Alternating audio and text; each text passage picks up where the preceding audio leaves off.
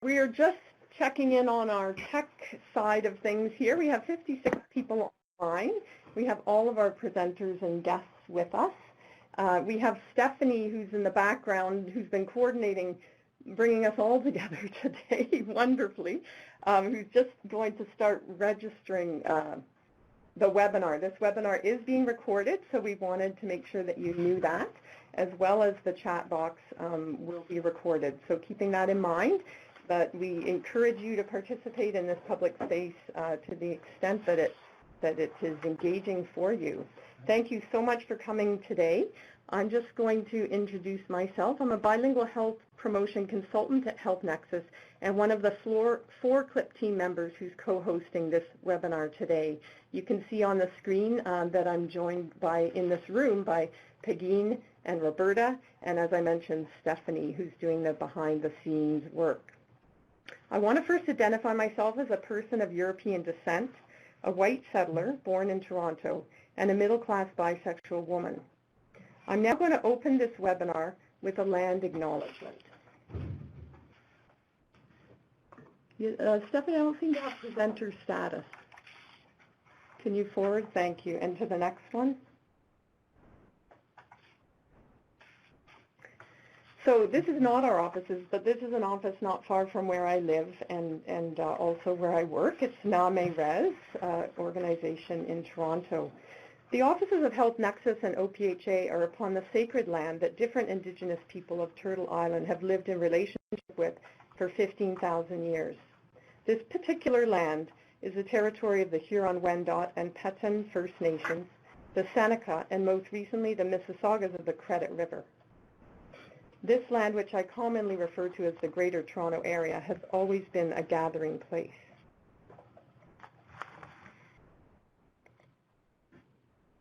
Since it is an online learning exchange, I recognize that our community of learning today spans widely across diverse regions of Turtle Island.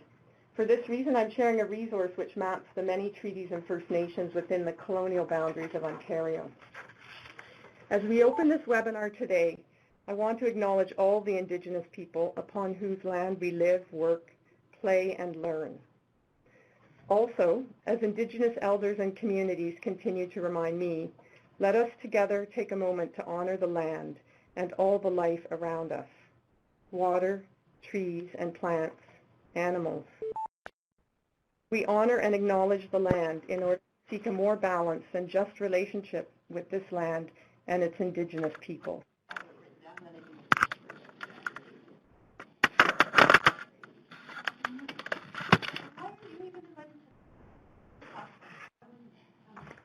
Thank you for sharing in that land acknowledgement. Since many of you who registered were interested in tools and examples, I prepared a list of online resources which I found useful as a settler who's seeking to become a respectful and responsible treaty person. And when Stephanie gets a moment, she's going to post them in the chat box. Everything that we post today in the chat box will also be available, or is already available, on our website. And we'll be sending you the link to those resources online at the end of this webinar. So we're going to, and that's just a sample of one of the resources, being the Truth and Reconciliation Commission website. So thanks for joining us again, and I just want to review today's purpose. We are exchanging stories, research insights, and practical tools to support efforts that increase equity in partnerships and build collaborative, inclusive leadership within the nonprofit sector. Through this webinar, we're going to start with an introduction of the Collaborative Leadership in Practice, Leadership Collaborative en Pratique project. We're going to then have our guests sharing stories and resources. These are our partners that we're working with in different ways throughout the project, and we're very excited to highlight their work. Then Roberta's going to be sharing highlights of what we're learning from the literature that she's been diving very deep into. And finally, we have practical resources that are now on our website. That's going to be growing over time, but we've got a few things up there. We're officially launching our website today. And in the end, we'll just share information on fall learning events. So that's where we're headed. Who's with us today? You'll see from this chart that we have more than, well, let's see, we have 15% of people from out of the province. A similar amount work Ontario-wide. We have 26% who work as well in Toronto or only in Toronto. And then we have like about 45% from the other regions of Ontario, Central East, Central West, Eastern Ontario, Northeast, Northwest, and Southwest. So we're really pleased to have a diverse regional representation. This is a provincially funded project, and it is in our mandate to be reaching people outside of the usual connections that we make. We're going to have a poll now very quickly, just to hear from you once again. Thank you for everyone who did complete the registration poll at the beginning, because that's really helped the speakers and ourselves in preparing for the webinar. But we want to just ask you now, in what action areas are you most interested and engaged at this point in time? You can start filling in the poll, and I'll read them out as we go. The first one, decentering power, sharing resources. Second, applying anti-oppression frameworks. Third, evaluating partnerships with an equity lens. Fourth, sharing stories. And fifth, other.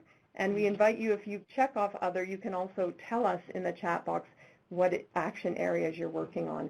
These are the 4 areas that we identified as sort of the scope of the CLiP work. Of course, you're the ones who identify the real scope of that, but that's something that we've got in our promotions as the areas we're seeking to address and have dialogue and learning around.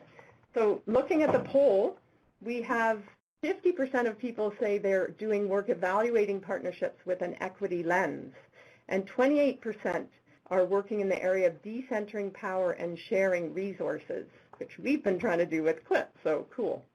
Applying anti-oppression frameworks, 14%, so that's a lovely area for growth. I know in my own work it's been a continued area of growth.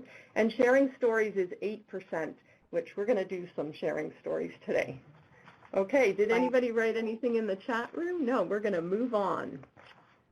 Introduction. I'm now going to introduce the person who's going to introduce our project, and that's Pegeen Walsh, Executive Director of OPHA. Throughout her career, Pegeen has championed collaborative initiatives aimed at removing barriers to inclusion and promoting health equity. She's going to introduce the project, which brings us all together with a lot of passion today. Merci, Gillian. Bonjour tout le monde. I'm very pleased to be part of today's webinar and have a chance to tell you about some of the history in terms of how did this project come to be. So Health Nexus and OPHA are pleased to be funded by the Ontario Ministry of Citizenship, Immigration and International Trade under their Partnership Development Fund, and that fund aims to strengthen collaborative leadership in the nonprofit sector. The ministry is committed to building strong, diverse, and inclusive communities, and are doing this by enhancing the capacity of the nonprofit sector. They created a partnership fund, and its goal is to strengthen the governance, services, leaders, staff, and volunteers of the nonprofit sector, and specifically to look at ways that that sector can better reflect the province's changing demographics and increasing diversity, and be welcoming to newcomers, and build a culture of inclusive leadership. They recognize that achieving these program goals may require a cultural shift, the adoption of new practices, a redistribution of power and resources to achieve more collective and equitable practices within the nonprofit sector, and a recognition that various equity-seeking groups are already leading the way. So the CLiP project was a way for both Health Nexus and OPHA to further our commitment to health equity and our commitment to building healthy and inclusive communities, and to enhance the capacity of those that are committed to improving community health and well-being. So as partners in this project, we value that opportunity to learn from others, to document those and capture those experiences, and to create forums such as this and others that you're going to hear about, where we can exchange ideas and develop new tools and resources for those that are working within equity-seeking groups, as well as those who wish to be allies to communities seeking equity. Thank you, Gillian. Thanks, Pegeen. Oh, we have a CLiP project overview slide too. Did you speak to that? No, allow me to do so. Go Through for the it. CLiP project, Health Nexus and OPHA are collaborating with external partners, and our goal is to identify strategies that can address imbalances in power and resources and create stronger and more diverse partnerships, and to create resources for applying an anti-oppression framework at the onset of those collaborations, and to develop tools for assessing and evaluating partnerships within existing collaborations, to offer training on intersectionality and anti-oppression to support collaborative leadership and practice, and we're going to hear more about the Training Institute in a few minutes, and also to collect and share success stories from different Ontario communities. Thanks, Pegeen. That's great. See, look, the slides help us keep on top of things. Okay, so that's your introduction to CLiP, and Stephanie put our website link in the chat box. So if you need to go there now, you can, or you can go later and listen as I introduce our first guest, who's one of our partners on the CLiP project, Hanifa Kassam. This is, I know, what people have been waiting for, some stories and resources from our partners. So Hanifa works at Toronto Public Health and is an active member of the Lawrence Heights Interorganizational Network. The acronym for that is LION, and LION is one of the collaborating partners on the CLiP project. I recently met Hanifa through Denise Earle, who is a resident of Lawrence Heights and the co-chair of LION. Denise wasn't able to be with us today because the webinar conflicted with their monthly LION meeting, so we're very grateful to have Hanifa joining us as she's become quite involved in the project over the last 2 months. I'm going to pass it over to you, Hanifa, and would you like me to advance your slides, or do you want to do that? Fortunately for me, there is only one slide, so there's not much work for you to do. So I just want to, pardon? Go ahead. Okay, great. So thank you all for participating in today's webinar. I really appreciate the opportunity that CLiP is providing LION to deepen our understanding of our own practices, but also the opportunity to document that and share that with like-minded individuals. So very briefly, I'm going to go over what LION is, and I'm going to go pretty much into some more information around strategic planning and some of what we've learned and how we're taking our learnings to move forward as it relates to inclusion and equity. So a bit of history. LION was initiated in 2005 in response to the Summer of the Gun. It was a call to action from residents in the community for agencies to better coordinate and respond to some of the violence that was happening in Toronto, but also notably in the Lawrence Heights community. The LION is made up of a number of stakeholders, many of which are agencies. Over the past 2 years, there's been an increasing interest and response to engaging residents in both the leadership but also in the actions that agencies but also the LION is interested in investing in as a community and as a collaborative. About 2 years ago, we went through a pretty robust strategic planning process, the first time in the time and the duration of LION itself. And we took away a number of unique learnings from that opportunity, some of which really resonated with residents as well as the thoughts that agencies were having, but a lot of it cemented some realities that weren't present in the LION structure, which has led to us actually moving into a transition process. So the strategic planning process not only identified key action areas for us, but it also highlighted that residents were really interested in taking on leadership roles in the network. However, the network itself was meant for organizational stakeholders and not residents. In addition to that, what we also learned was that there was an interest in community planning in an equitable way, but how we did that and how we understood that was something that was also missing. Finally, another thing that we learned was that how we engage residents in conversation and how we encourage residents to participate moving forward was something that, while there was interest in doing, there was no roadmap. So over the past couple of years, a few things that we've been working on as a collaborative have been to respond to these particular areas of action and growth that the LION had identified through its planning process. A couple of things that we've been working on most recently have been around better understanding the supports and resources that residents need to be able to equitably participate in LION activities. We also put together a transition group that will look at a number of different activities and our structure through an equity-based lens.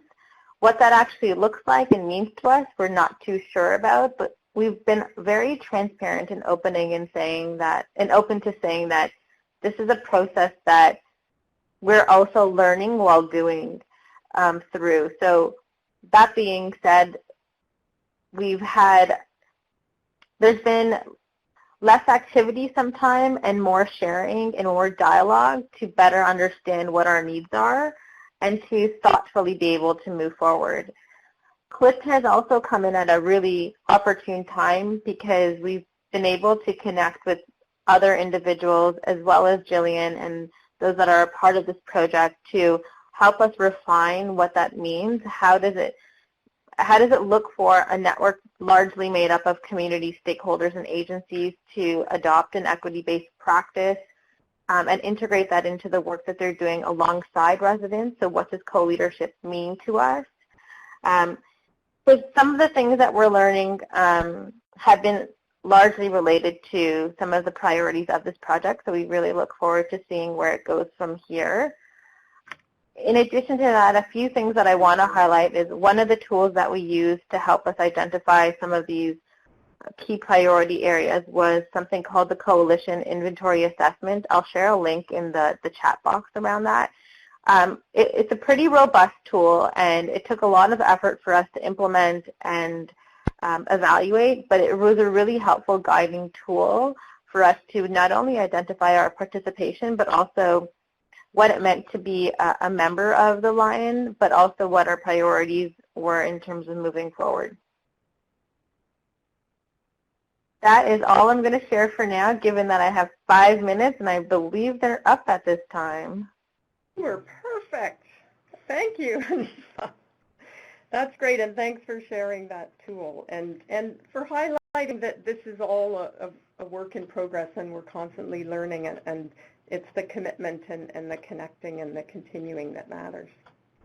So next we have Suzanne from COWI, which is the City for All Women initiative. They are another one of the partnerships that's been supporting CLiP. Well, we've been supporting each other, I guess, in different ways. There you go. But we've certainly gained a lot, Suzanne, from having discovered COWI and then from knowing about the resources and sharing the resources that you've already developed as well as your stories. So it was very exciting when we were networking at first to find partnerships that put equity-seeking communities at the center of their leadership. There were a couple of people who mentioned COWI. So you know, many paths led us to you, and we're thrilled to have you with us today to share about your stories and also your wonderful resources. And I presume you're going to advance your slides, am I right? I will be doing Oh, Stephanie's advancing your slides. I will subtly say next. There we go. Beautiful. So, bonjour tout le monde. I'm pleased to be with you here today, and I am speaking from the perspective of a woman who's a settler, who's white, middle class, heterosexual, and doing my best to draw upon the experience of the diversity of the women in COWI's network. Next slide. Next slide. There you go. So City for All Women Initiative is an Ottawa-based organization of women across diversity, organizations, and academics working with city decision makers to create a more inclusive city and promote gender equality. If you could just go back to that last slide, actually, I just wanted people to kind of, if you could reverse back there just to see that's some of the women in the network working with women across a wide range of diversity. Next slide. This peach scarf you see hanging from a tree is what women wear when we go to City Council to show our support for one another, and in that way create some equal balance and power that all of our voices matter as City Council recognizes all of us in the room. Next. Next slide. In 2005, City Council passed a motion to work with COWI to develop tools to promote gender equality. We realized that to do so, we needed to take into account the full diversity of who we are as women and men and not to treat gender in a binary way. So on the next slide, you'll see that this intersectional understanding of inequities resulted in the development of an equity and inclusion lens with the City of Ottawa. Next slide. In this lens, there are 11 equity groups are emphasized while recognizing the diversity within each of these groups. And to help make that happen, there's a tool for the equity inclusion lens, and then there's 11 snapshots that help to go into understanding some of the facts and history and contributions and diversity within each of those populations. Next slide. We then created an equity and inclusion lens for community agencies. All of these tools can be accessed on this website, equityandinclusion.ca. Next slide. So how do we apply this to partnerships and organizations? I think probably what we try to do is take this same approach just as we're working with the city in their implementation of the lens, or we're working with community-based organizations in their implementation. We're trying to put these principles to work in the work we do with the City of Ottawa or with community organizations. Because we're involved, especially in working in low-income neighborhoods, around helping women and residents in general to have a voice with city government. So some ways about how we apply that particular aspect of our work. If we go to the next slide. The approach within the equity and inclusion lens is here you see the diagram. Consider your diversity, check assumptions, ask about inclusion, and apply it to your work. And through all of this, be an ally. So I just want to briefly walk you through some of these concepts so you can reflect on how they apply to your work. Consider your diversity in the next slide. This diversity will help us to reflect on diversity. The inner circle are the social factors in our lives where we may have more or less disadvantage or privilege. The second circle is the position we hold within our organization, and the outer circle are the ideologies that shape the views and that will have impact upon the partnerships that we form. So we ask ourselves who's with us when they gather at the table, who's missing and why, what's the power or the privilege we each bring as individuals and in organizations, and what's the experience of inclusion in our lives that might help us to be empathetic with those in the room to work toward being an ally. One example of that is with our Making Voice Count project comprised of residents from low-income neighborhoods. We have residents on low-income and staff from agencies sitting at the same table. But we're intentional about making sure that those with less power sit at the table, those with more power sit on the outside. And we try to structure the agenda and the chairing so that that's intentional. Next slide. We try to be aware that beneath any behaviors that go on, there are powerful assumptions that are taking place, and there might be policies and practices. It might be as simple as providing honorariums to the people who are there without a staff position, and childcare, and transportation to make it possible for everyone to participate. Next slide. We also ask ourselves, what are the assumptions that we're holding about each other? And how do we indeed realize that we are not all going to climb that tree or get those apples in the same way. And in fact, people might have whole other perceptions we're not even aware of. Next slide. And we ask ourselves who's included, what would contribute to that exclusion, and what can we do differently to ensure inclusion. Next slide. And finally, we ask ourselves, what's it mean to be an ally? How can I walk with but avoid speaking for? And we could talk about that in more detail, but really exploring what that means. And next slide. So in all this, we strive to put into work in our partnerships with the communities and agencies that if we're going to be a city for all, it doesn't mean reaching that goal. It means doing that in our everyday practice and the way we work together. Thank you.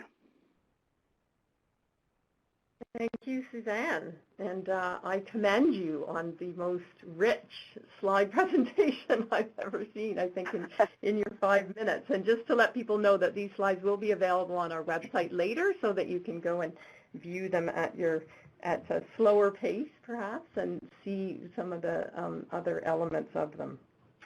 So I'm now going to introduce Khalida.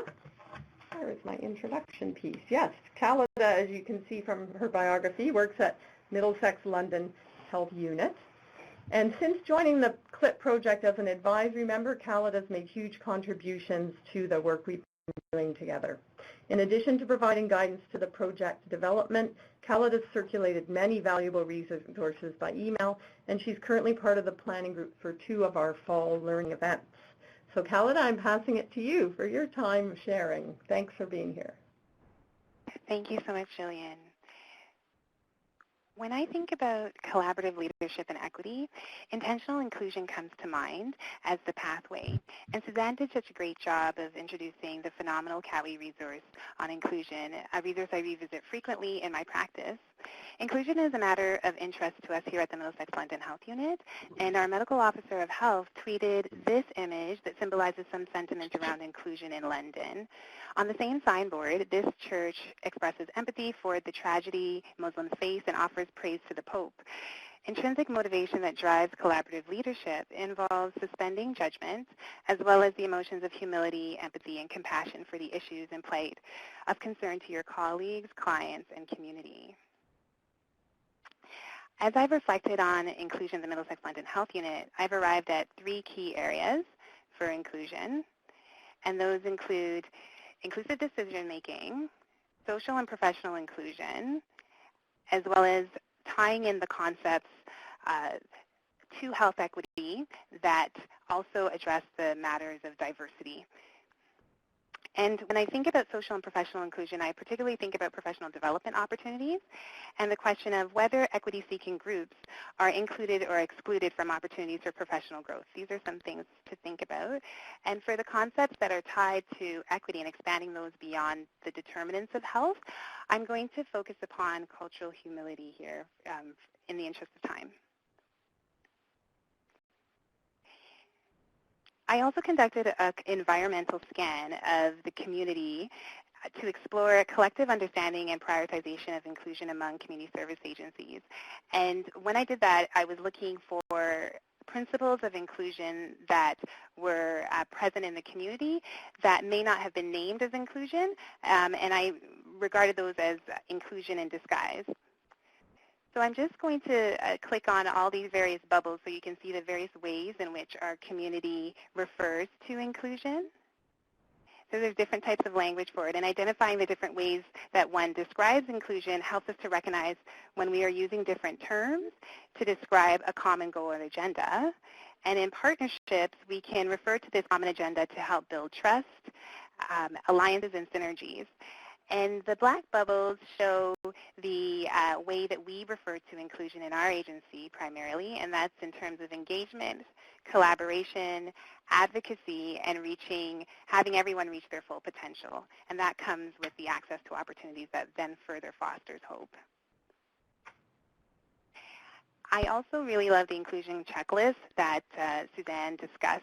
And as part of my participation on the Brantford Advisory Group for CLiP, we developed an additional question to CAWI's Brilliant Inclusion List that also helps to trigger one to think of the folks that might be excluded in your day-to-day work. And that is, consider the population you are representing, speaking for, or advocating for, and how might they be incorporated into this inclusive decision-making process. So that further elaborates on who is not included in the work that you do. And now for my favorite framework, and that is cultural humility. Cultural humility enables individuals to transcend, deepen, and improve upon efficiencies of cultural competence to further the understanding of culture and diversity. And unlike cultural competence, cultural humility doesn't assume an endpoint or mastery, but a commitment to lifelong learning when considering culture and diversity. So the philosophy was actually developed in the States by an African-American doctor, Dr. Melanie Turvalon, and it addresses the role of power and privilege in a system, as well as the imbalanced power of voice and power to make decisions. And cultural humility promotes a lifelong process of self-reflection and self-critique to understand personal biases and to develop and maintain mutually respectful partnerships based on mutual trust. It involves humbly acknowledging oneself as a learner when it comes to understanding another person's experience, and my colleagues on the webinar have addressed that as well.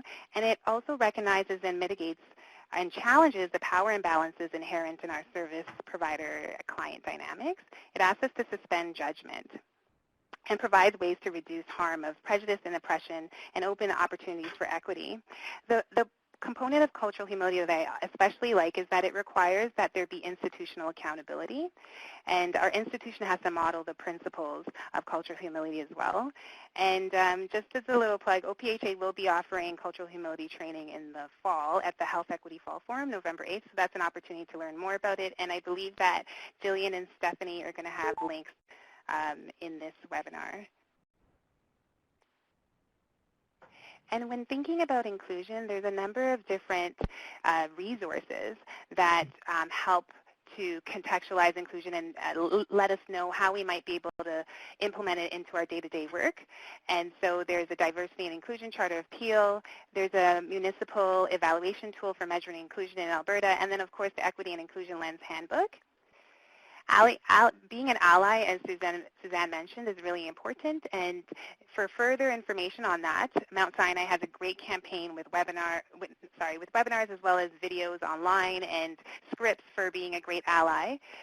Also, to be inclusive, the Toronto District School Board has a Days of Significance calendar that allows us to recognize important days for members of equity-seeking groups. And that's about it. Thank you, Khalida. Wonderful. I sure hope people who are participating are connecting in differently to all the different partners we've had speaking so far. So we're moving on to a different section of the webinar here, and I'm going to introduce my colleague at OPHA, who is Roberta Timothy. Roberta currently works at OPHA co-coordinating the CLiP project, and specifically she's leading the literature review work, some research connected with that, which is she's going to mostly speak on in the next 10 minutes. And she's also developing the curriculum and coordinating the two-day Learning Institute, which you're going to hear more about in the final part of the webinar. That's happening in the fall. Roberta brings to our project team such strong leadership in terms of anti-oppressive practice and also a depth of perspective based on the range that she works as a community organizer, volunteer, and as a therapist, a trainer, group facilitator, researcher, professor, and clinical supervisor. So I'm passing it on to Roberta, and Stephanie, you're doing slides, am I right? Yes. Thanks, Okay. Julianne. Thank you, and thank you. Welcome, everybody. Good morning. In my presentation today, I will focus on the following aspects. First, I will provide background information concerning my involvement in the project, the literature review, and the survey. Secondly, I will outline some aspects of the methodology used in the literature review. Thirdly, I will discuss some preliminary findings of the literature review and an update on the survey we are currently undertaking. Finally, I will conclude my presentation by discussing the next steps. I would like to start my presentation by locating myself in the research and the project. I identify as an African diasporic woman from a working class background, daughter of immigrants via the Caribbean, mother of two, living and resisting with a visual disability in Turtle Island, Canada. I'm a researcher, community organizer, educator, and therapist, as you said, with over 25 years of intersectional anti-oppression praxis and experience. I'm very excited at the opportunity to share some of the preliminary results of the literature review with you today. I believe that this is an important step in engaging community members in discussions about the importance of utilizing an anti-oppression, equitable, collaborative leadership framework in your partnerships and networks in the not-for-profit sector. So why did we conduct a literature review? To find materials and resources that could assist individuals and organizations in developing and sustaining equitable anti-oppression collaborative leadership frameworks to support partnerships and networks from an inclusive framework. Also, to outline any gaps in the literature by highlighting existing community-based collaborative partnerships and networks known and unknown. This would help to identify the work already being done. In terms of methodology, I followed a scoping review methodology from an anti-oppression perspective. Over 400 documents have been reviewed. The scoping review aimed at evaluating the status of inclusive, equitable, and collaborative leadership frameworks, models, and practices across different disciplines, particularly in relation to the non-for-profit sector. Particular attention has been paid to existing policies that promote diversity and inclusion in governance, volunteer management, and delivery of services. Additionally, the overall implementation of anti-oppression practices in collaborative organizational processes within the not-for-profit sector are being examined. In the scoping review, eligible papers and documents were identified using explicit search strategies across a range of data sources. I determined specific exclusion criteria, and the final papers and documents selected for inclusion have been read in full, and data has been extracted using a form developed specifically for the scoping review. Currently, an environmental scan is being undertaken to expand the gathering of relevant information not available via the scoping review. This scan consists of an online survey and our face-to-face interviews with key informants. In terms of preliminary findings, I found that collaborative leadership is an area of interest in private and not-for-profit sectors. Collaboration is an important theme in mainstream business management literature, appearing as an important requirement for sustainability in the private sector, particularly in the current global context. Collaboration is also an important theme in not-for-profit organizations and was often found in materials related to collaborative community research published by academics. These materials, however, were not often found in mainstream literature. I found that there was a substantial amount of materials and resources relate to equitable collaboration. However, it appears that due to limited resources, important materials are shared only among community partners and networks. Overall, the main themes found in the scoping review can be broken down into the following four areas. 1, defining collaborative leadership. 2, collaborative learning, collaborative leadership in education.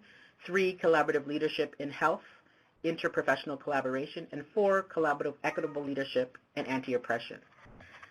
Concerning how it is defined and characterized, the findings pointed out that collaborative leadership creates an inclusive environment that energizes teams and releases creativity, that it falls somewhere between transactional and symbiotic interactions and partnerships, that too much collaboration may interfere with effective operations of the partners involved, that it overlaps with the concept of distributed leadership, and it involves individual characteristics, behaviors, and styles, as well as organizational interactions.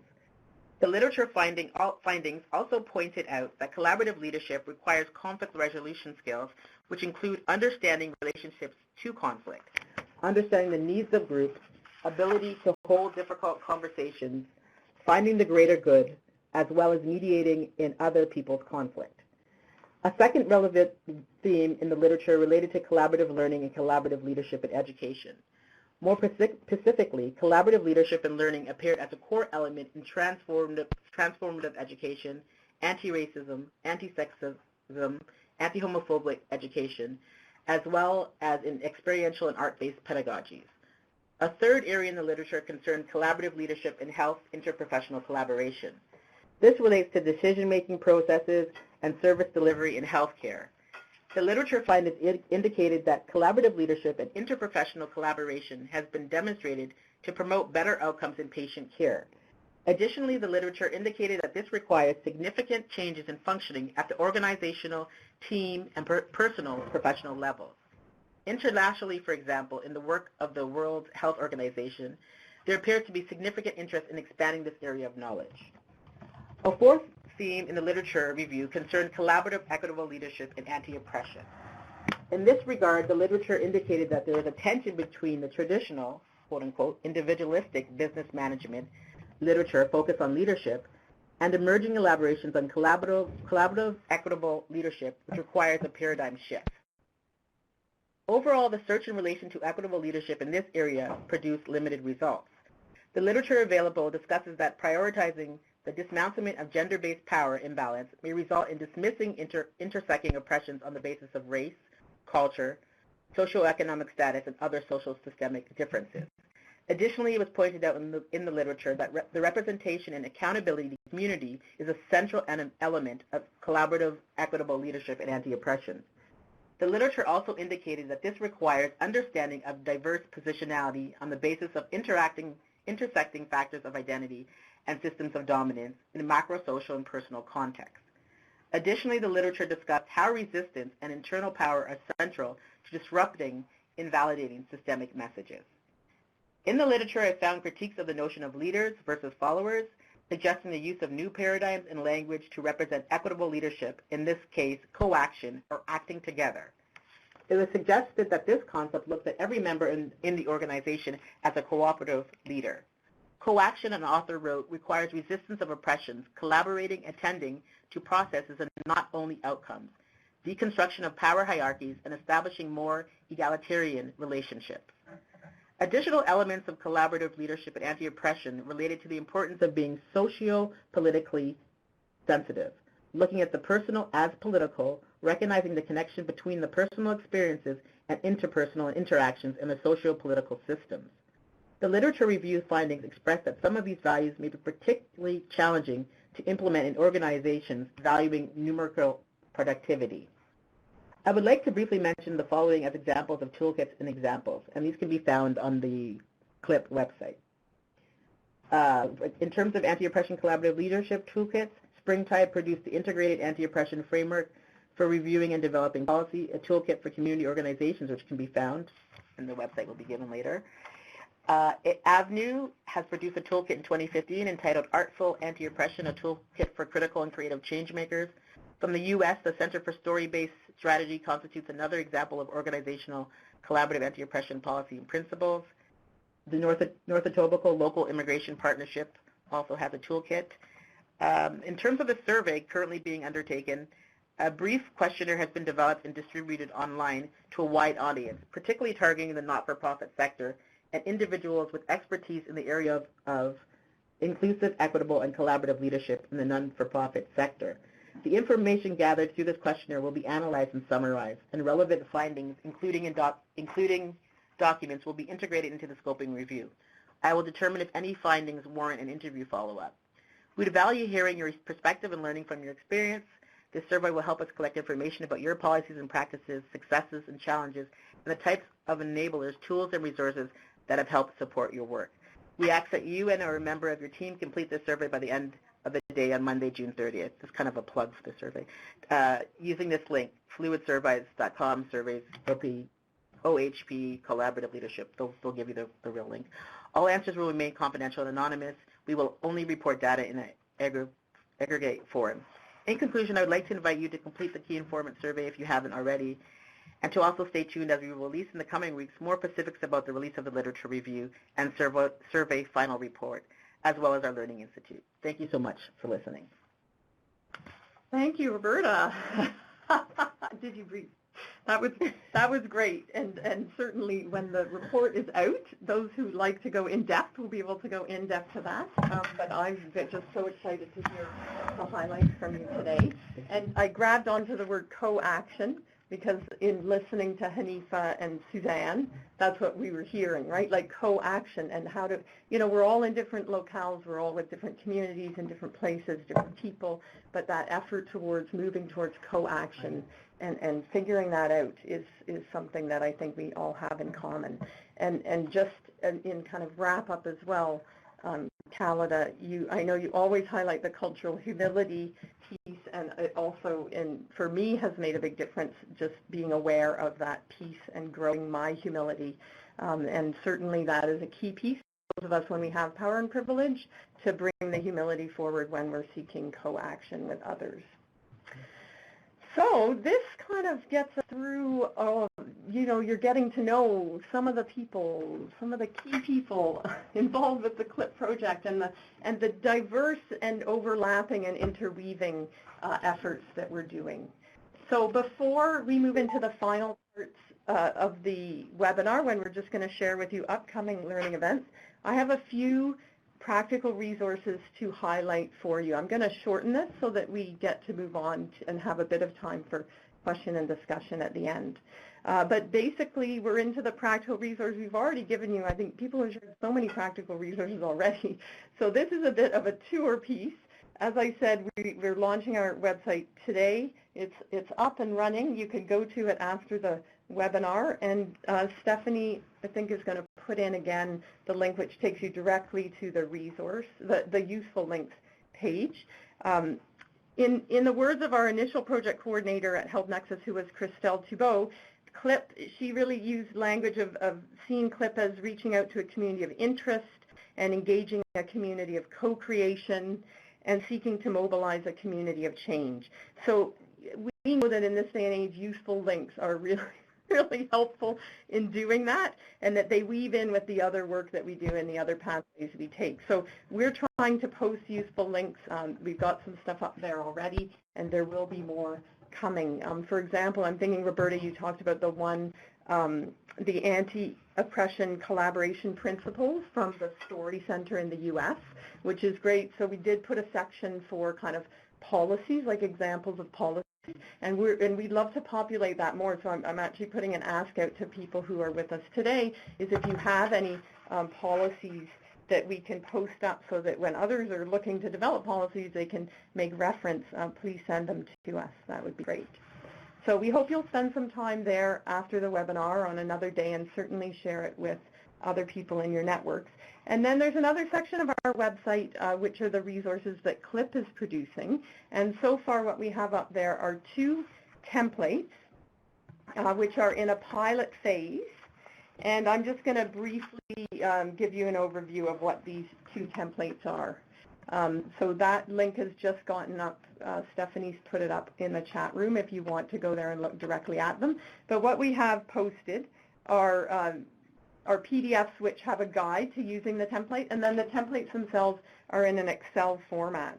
So anybody who knows me knows that I love tools. I love all kinds of tools: carpentry, kitchen tools, garden tools, and then tools for organizing and educating, right? Like, it's just fun.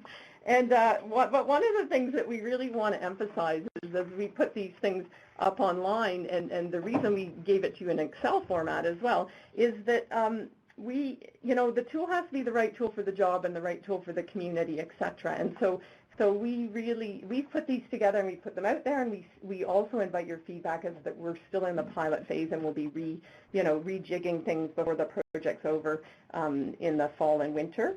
But we really want you to adapt it and make it something that is handy for you. And what we've tried to bring into these tools is an anti-oppression lens and some references for supports that you might use around the tool, because the tool or the template is just one, it's one thing you're going to pick up at a certain point of time. And sorry, I've lost my track there. I think I just want to briefly tell you what the 2 tools are about. So one of them is a partnership conversation starter, and this is something that both of these tools, were kind of made generic out of some tools that we developed for our own projects. So we found our experience, which is, I think, a very common experience for those of us in organizations that are more white-dominated and don't represent as much the equity-seeking communities, is that we often receive funding before we have the strong relationships with those community partners from the equity-seeking group. So in realizing that we had received this funding to do amazing work, and we had already connected with some of those groups, but not all of them, we put together a template which was a conversation starter as we approached partnerships to look at what type of community involvement would they want to have, what type of partnership would they like to have with us in the CLiP project. And as you can see from what's on the screen here in the template that we produce now for others to use, we've identified 3 different levels. So to not complicate it too much, but of course you can always adapt this, we just had the 3 levels of consulting, collaborating, or leading. And so in our CLiP project, in certain aspects of it, we have negotiated with the partnerships where they want to be involved in a consultation role, in a collaboration role where we're co-creating and co-acting, or in a lead role where we're actually transferring some funds to them so that they can lead something that's a priority for them. And then we play more of a dissemination role in the outcomes of those deliverables. So the next one, which I'll just also briefly speak to, is equity analysis in group membership. And I expect this template is basically a list. I expect that many of you have created similar kinds of lists as a reference before, either when you're developing a partnership or even in a review and an evaluation moment. There's 2, this is a long list. It actually is on 2 slides. I'm going to flip back and forth there to see. But just to briefly tell you, it gives a range of social, location, and lived experiences that we might want to be looking at engaging, or at least consulting, or it depends on the project that you're doing. But using an Excel template can allow you to keep a tab, maybe to reflect, to make sure you're not missing any particular group.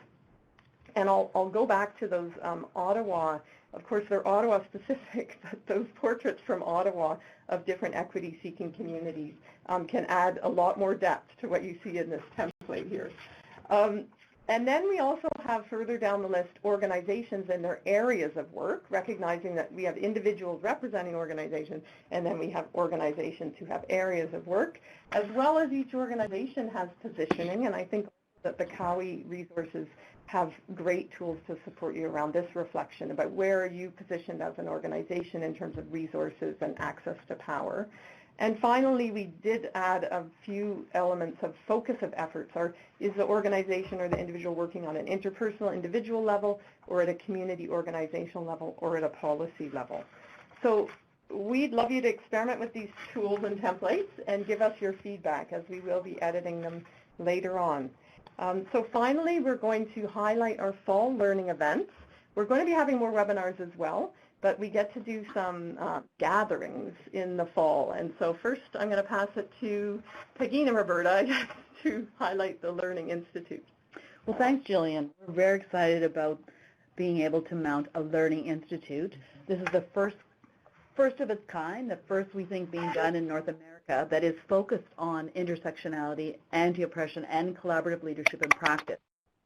Give us that opportunity to tap into what we're finding through the literature search, what we've learned from our equity-seeking partners, and to provide that space where people can come together and delve into these topics in more depth.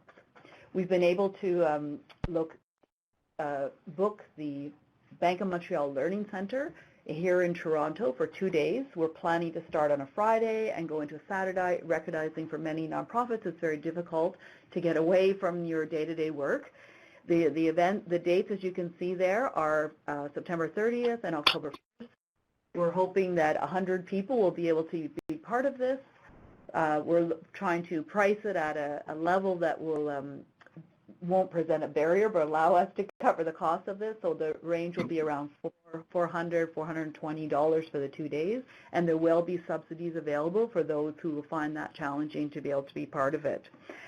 So we do hope you'll put that date in your calendar and look for more details, as we're now engaging with a range of trainers who will be part of this, and participants will be able to be part of a learning pod and work their way through different concepts related to intersectionality, anti-oppression, and collaborative leadership. So again, if you lose sight of the CLiP website, you can go to Ontario Public Health Association's website, Health Nexus website, and you'll find links back to a description of this Learning Institute. So stay tuned for this very exciting learning opportunity. Right. And we do have a listserv link on the website as well, which you'll be getting after the webinar, and we hope that you'll sign up there, because if you sign up there, you'll definitely be getting the news and the updates and the details. So, and then briefly, because I want to leave a little bit of time for exchange, we have 2 other gatherings happening. These are a bit more informal gatherings, and they're regionally focused, so they will be reflecting a regional character of the organizations that are partnering to co-host them with us. So in Brantford, we're aiming for November for these gatherings. We're going to have a gathering in English in Brantford. It will be 1-day event, and we're hoping to gather people from across southwestern Ontario to be a part of that. And finally, in French, we will be having a gathering in Ottawa, also in November. And we're partnering with HC Link in co-hosting that, which allows us to, reach some other networks as well, which is going to be a great asset to our CLiP project. So anyone from across the eastern part of Ontario, or if you want to travel further for an all-French event, you're welcome. Did we highlight that the event in Toronto, the Learning Institute, is bilingual? So we hope that Francophones will be looking into both of those events as places where they can network and be gaining new resources. We are also a minor partner on an event that HC Link is organizing in Temiskaming. So there'll be more details coming for anyone who joins onto the listserv, but we're excited about having a small connection with an initiative that's further north. Thank you for all of your listening and reading, and we welcome some questions now in the chat box. We have many people who can respond to these questions, so it will be ideal if you can direct them to one specific. Stephanie's asking me to look at Joanne Robertson at Health Nexus, saying, I love the idea of having those with power and privilege sit on the outside while those in equity-seeking groups sit around the table. Could you talk a bit about how you do that logistically and how you prepare attendees for that setup? That one's for Suzanne. Well, thank you. Pleased to respond to that. I think at the very beginning of the meeting, we have some ground rules and some understand about that, and then it's amazing how it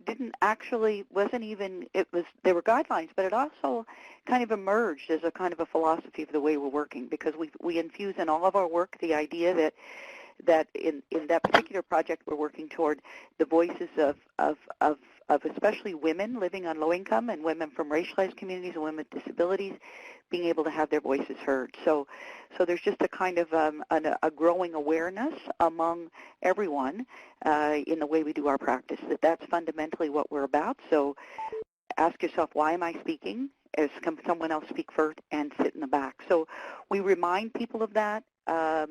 And I think it's also about the people of us who are more privileged being able to speak to that, to say let's help each other to make that happen. And it's also about organizations being aware that the larger organizations with more money and more resources, also them being aware of how much space they take up in a room to make sure that the more grassroots groups are heard. Those would be my main points, I think. Yeah. Let's see if we have any other questions coming through. Please put in some questions or comments. This is dialogue, too. Yes, questions and dialogue. Tell us what you're doing. That would be exciting. We have Miranda typing. Stephanie's trying to send us something.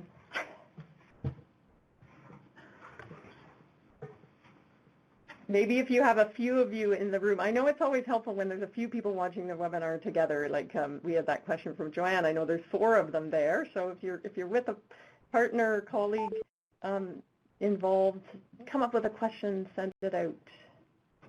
We'd love to hear. While you're waiting, too, just to help fill the space, if I could pick up again on that piece of the meetings, I think we also really try to build the agenda in a way that we're making sure that the people who would be from equity-seeking backgrounds, that they're on the agenda, that they have a moment to speak, that their voice is being valued.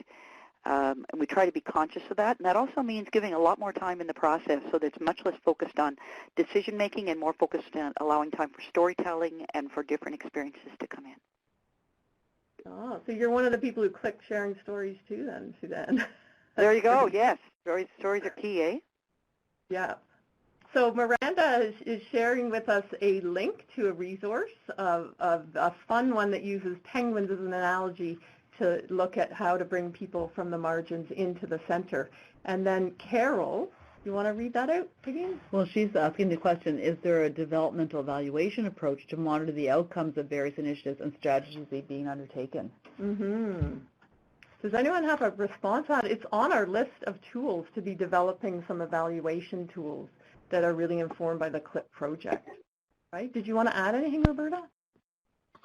There is a tool, are you thinking of the French tool? There's a tool from Quebec that's in French, which is a partnership evaluation tool, and it has, out of about 13 questions, it's on our website, by the way. It's called L'Utile Diagnostic, and it has quite a few equity questions, so you could take a look at that. But we'd also, Carol and I know each other, so that's great.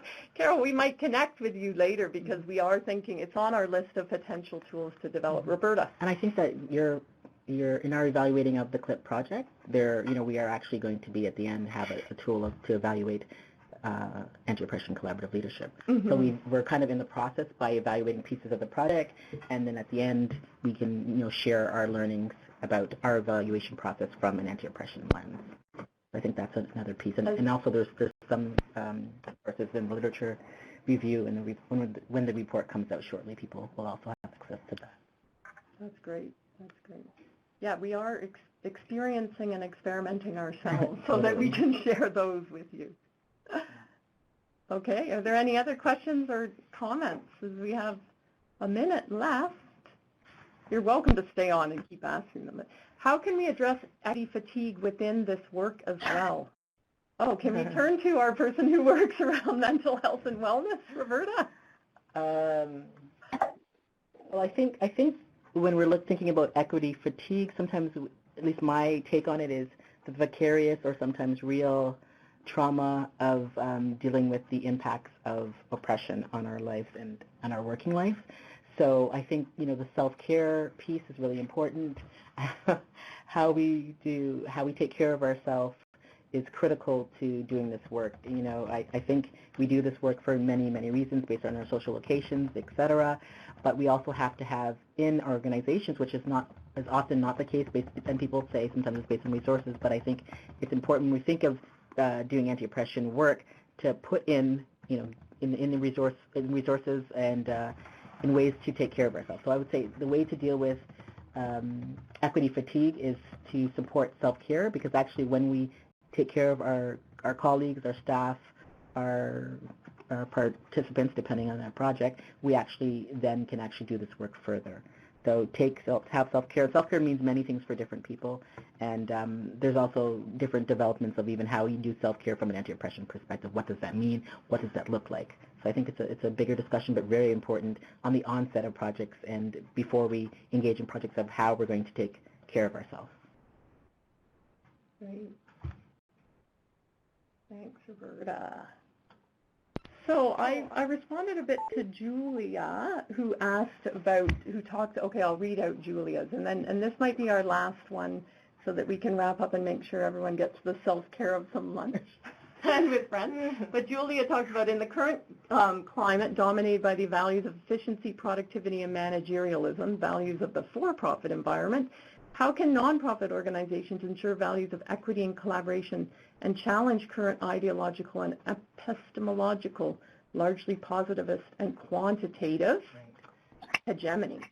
We depend so much on the funders, and the large funding agencies are still very much efficiency and quantitative accountability oriented. So I did send a chat response those are such important points, and let's strategize about how we take our conversations to the funders as well. Did anybody else on our team of presenters? Roberta wants to... Just a quick comment. I think that's a really excellent question, and I think it's something that we struggle with in the community. For many years, we're still struggling with it. I think if you look at, and I'm going to say, anti-oppression political economy, and what does that mean? It's a big term, but really looking at how do you profit from doing anti-oppression work. The health benefits, the actual cuts in resources, the cut in health, in hospitalization, et cetera. When you actually come from an anti-oppression approach in health equity work and in other collaborative leadership work, you actually can be profitable, quote unquote. So I think there's ways to make your argument prove that it can be, I like to call it anti-oppression political economy, how you can do equitable and work that we are proud of and not actually less harm, and also make a profit from it. And there's a lot of social justice social networking that happens in that kind of way, that equitable way, and there's many businesses that have an organization that do that and actually make profits from it. So I think, how do we make that argument, and how do we have examples and give examples to show that it's being done is one way. Roberta, I'm just thinking that's something at OPHA that we could look at, how to pull together those that have tried to quantify, if you will, how this can be widespread benefits for society. So I think that's, and there's probably others that have created some terrific stories and data and telling it in language that others can better appreciate. So that's something, we could look at that. Some really important points. Yeah. Great. Well, thank you everyone for being with us for this hour, and Stephanie has just posted the link to our evaluation. She said it's 5. You could do it in 3, especially if you're hungry. We really appreciate your participation. We hope you'll stay connected with the project, and I just want to give deep appreciation for all the guest speakers who prepared and gathered all their wisdom and stories and shared very generously today. It's been a wonderful launch for us, and the project continues, so you'll be hearing from us again. Thanks everyone, and enjoy the rest of the day. Thank you.